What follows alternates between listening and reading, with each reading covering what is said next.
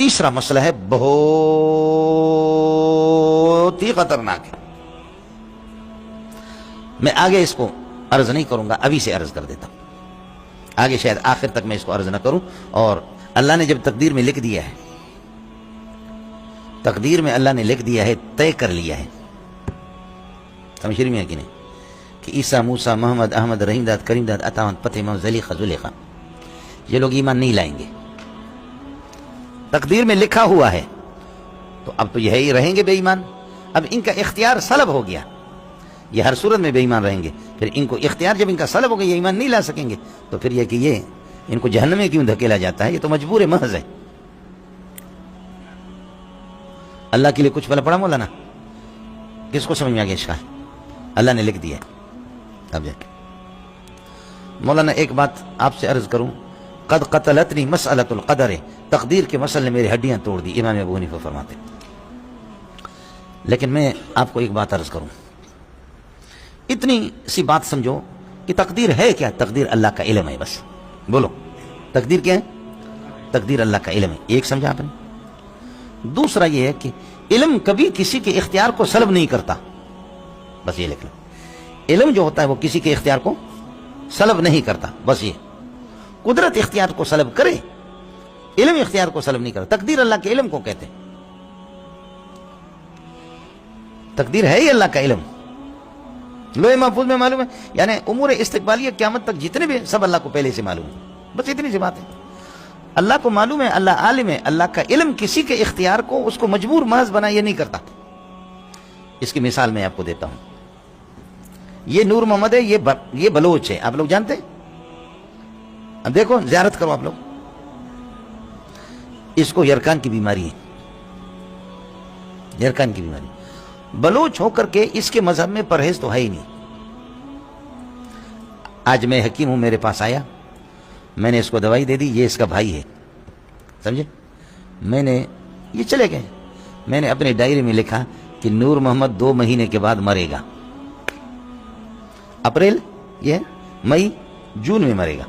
میں نے ڈائری میں لکھ دیا. مجھے معلوم ہے کہ یہ مرے گا، میں عالم ہوں، مجھے معلوم ہے یہ مرے گا. میں نے لکھ دیا کہ یہ مرے گا، میرا تجربہ ہے. یہ 2 مہینے کے بعد واقعتاً مر گیا، اور میری ڈائری اس کے بھائی کے ہاتھ لگ گئی. اس ڈائری کو لے کر کے کورٹ میں کہے کہ اس حکیم کو تو پہلے سے معلوم تھا کہ میرا بھائی مرے گا، یہ عالم تھا کہ میرا بھائی مرے گا، تو میرے بھائی کو مرنا ہی تھا، لہذا میں اس پر مقدمے قتل دعویٰ کرتا ہوں. مجھے کم از کم اس سے 30-40 لاکھ روپے، 30 لاکھ 32 لاکھ جو قومی دیت ہے اس وقت، سمجھو 32 لاکھ مجھے اس سے دلواؤ. اللہ کے لیے بتاؤ کہ کوئی جج اس کا فیصلہ کرے گا؟ بولو. ہاں آیا سمجھ نہیں؟ مجھ سے جب آپ پوچھیں گے میں کہوں گا بھائی مجھے بلوچوں کے بارے میں معلوم ہے کہ وہ پرہیز نہیں کرتے، اور اس کا جگر ختم ہو گیا تھا، یہاں تک ختم ہو گیا تھا.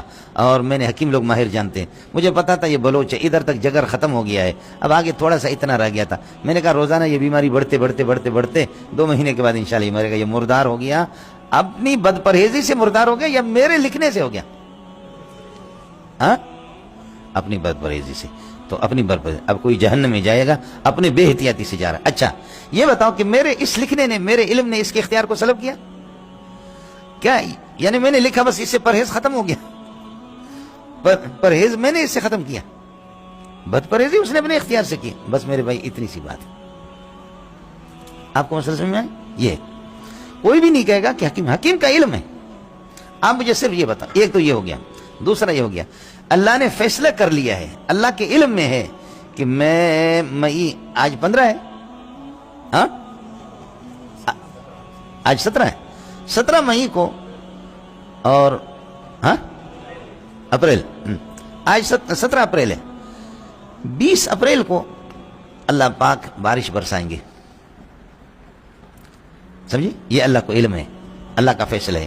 کیا اللہ کا علم خود اللہ کے اختیار کو سلب کرتا کہ تجھے برسانا ہے ورنہ تو خدا مجبور ہے برسائے گا؟ اللہ کا علم خود اللہ کے اختیار کو سلب کرے گا؟ نہیں کرے گا.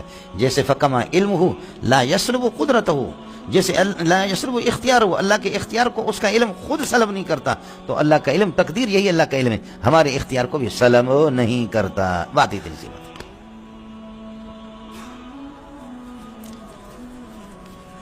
آیا مثلا پھر بات سمجھ لو، اتنا فرق ہے کہ ایک چیز ہمارے لیے امر استقبالی ہے، خبر استقبالی ہے، اور اللہ کے لیے حالی ہے. اللہ کے لیے کیا ہے؟ حالی. بات اتنی سی بات ہے. یہ مولوی صاحب اس پہاڑ پر ہے، یہ پہاڑ دیکھ رہے ہیں جہاں سے گاڑی گزرتی، یہ اس پہاڑ سے آہستہ آہستہ جب آئے گا تو اب دور سے دیکھ رہے ہیں، کوئی سمجھ میں نہیں آ رہا گولڑ خان ہے یا شپڑ خان ہے، کون ہے، ایسے دور سے دیکھ رہے ہیں، مجھے اور آپ کو نہیں. اس کا علم میرے لیے اور آپ کے لیے استقبالی ہے. آدھا گھنٹے کے بعد یہاں پہنچے گا. ہاں کیا نام ہو گیا؟ عصمت اللہ. آدھا گھنٹے کے بعد اب آگے ہمارے سامنے یہ عصمت اللہ ہے. اب اس کا علم جب ہم نے اس کو ادھر دیکھا، اس کا علم استقبالی ہمارے لیے. لیکن اگر دوربین والا ساتھی ہمیں ایسے دوربین لے کر کے ایسے لگائے تو اس کے لیے تو بالکل اس کا علم حالی ہے کہ ابھی ابھی وہ جانتا ہے کہ عصمت اللہ، اور دوربین لا کر اس کو ادھر کھڑا کر دیتا ہے اس کے سامنے. آپ سمجھ رہے نہیں سمجھ رہے؟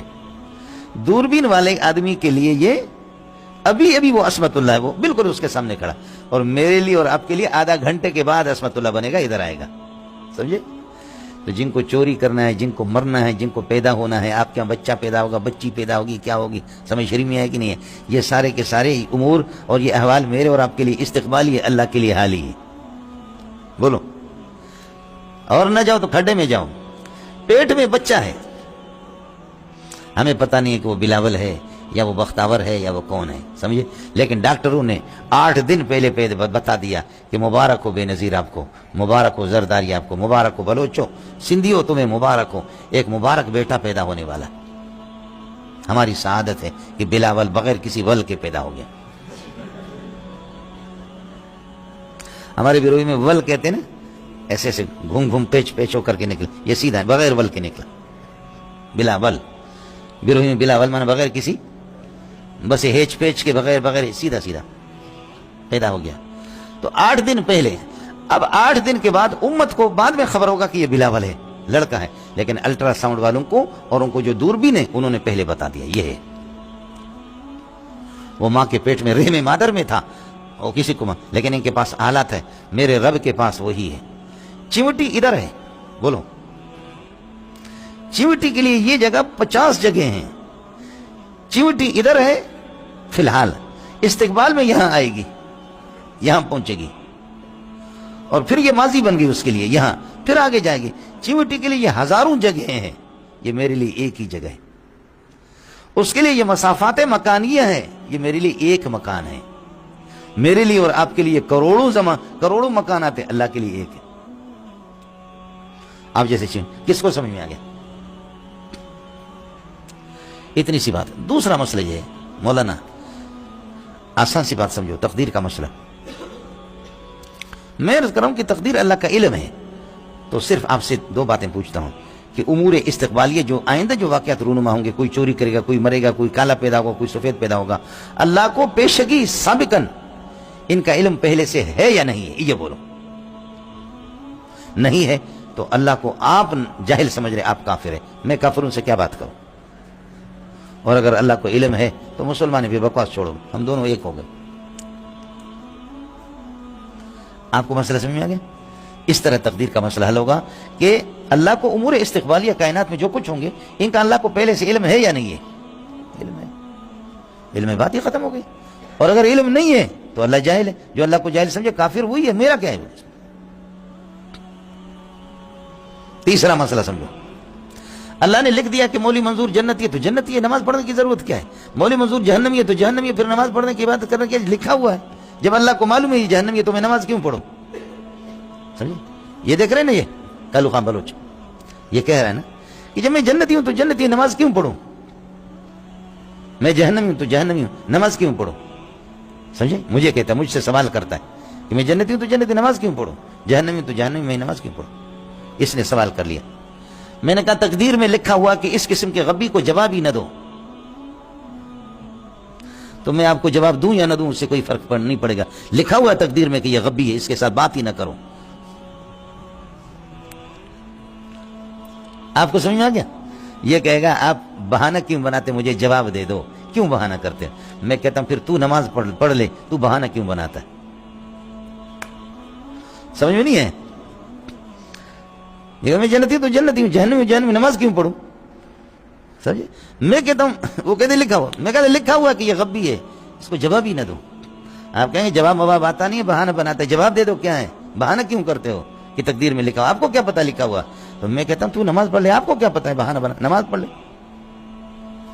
اور کبھی آپ نے غور کیا ہے لکھا ہوا ہے تیرے بیٹے پیدا ہوں گے تو ہوں گے، نہیں ہوں گے تو نہیں ہوں گے، تو شادی کیوں کرتے ہو؟ اس لیے پہلے ہی سبق میں نے پہلے دن میں آپ کو بتایا یہ دنیا دارالاسباب ہے۔ لکھا ہوا ہے کہ تو مرے گا، علاج تو کیوں کرتا؟ لکھا ہوا تیرے پاس پیسے آئے گا تو آئے گا، تو نوکری کر یا نہ کر، نہیں آئے گا تو نہیں آئے گا، تو نوکری کے لیے کیوں جاتا ہے؟ شادی کیوں کرتا ہے؟ بیوی کے ساتھ ہم بستری کیوں کرتا ہے؟ کسی بھی چیز میں شیطان ہم کو یہ نہیں بتاتا جتنا یہاں بتاتا۔ لیکن تاہم یہ میں نے تقدیر کا مسئلہ آپ کو بتایا، لیکن پھر بھی ایک مسئلہ سمجھ لینا۔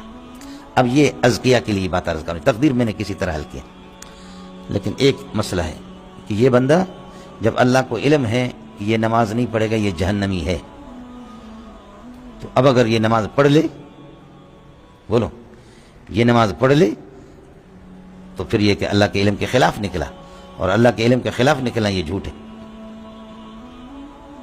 سمجھ رہی ہیں؟ تو جواب یہ ہے کہ فی نفسی ہی جب لکھا ہوا ہے کہ یہ نماز نہیں پڑھے گا، جب اللہ کو معلوم ہے، سمجھے، یہ اسی طریقے پر ہوگا، اور نماز پڑھنے کا بھی اس کو اختیار ہے، لیکن اللہ آپ کا بھلا کر، یہ چیز اس کے اختیار میں ہے، ممکن لذاتی ہے لیکن محال لغیری ہے، اللہ کے علم کے مخالفت چونکہ نہیں ہوگی، اس وجہ سے فی نفسی یہ چیز اس کے داخل تحت القدرت ہے، لیکن یہ غیر کی وجہ سے یہ مصروف ہے، پھر بھی اختیار اس کا برقرار ہے۔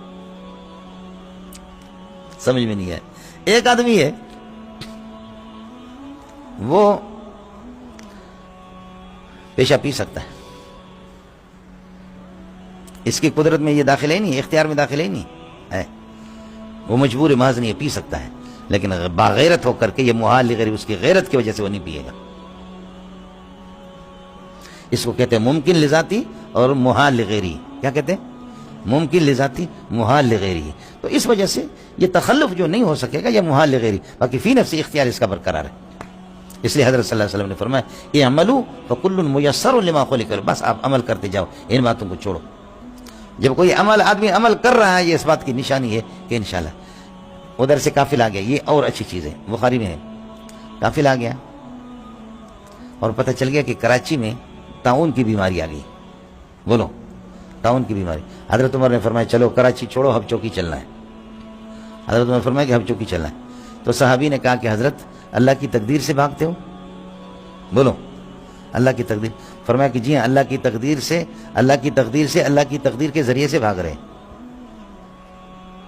بولو، اللہ کی تقدیر سے، اللہ کی تقدیر کے ذریعے سے بھاگ رہے ہیں۔ جب ہم یہاں گئے ادھر نہیں گئے تو سمجھو کہ تقدیر میں یہی لکھا ہوا، یہ بھی ہے نفر من قدر اللہ بقدر الی قدر اللہ۔ بولو، نفر من قدر اللہ الی قدر اللہ۔ اتنا سا یہ ہمارے اختیار میں مزید نہیں بول سکتے۔